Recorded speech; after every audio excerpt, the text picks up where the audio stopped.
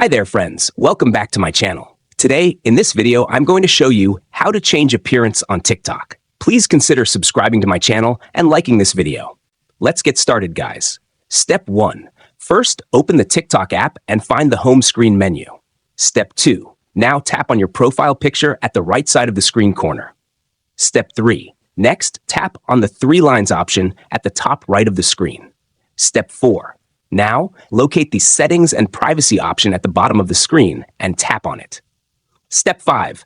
Next, scroll down the menu, find the Display option and tap on it. Step 6. Now find the 3 options, Light, Dark, or Use Device Settings. Final step.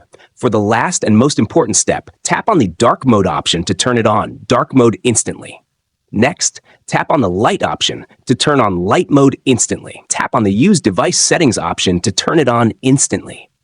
If you found this tutorial helpful, don't forget to like this video and subscribe to my channel. Thanks for watching, and see you next time.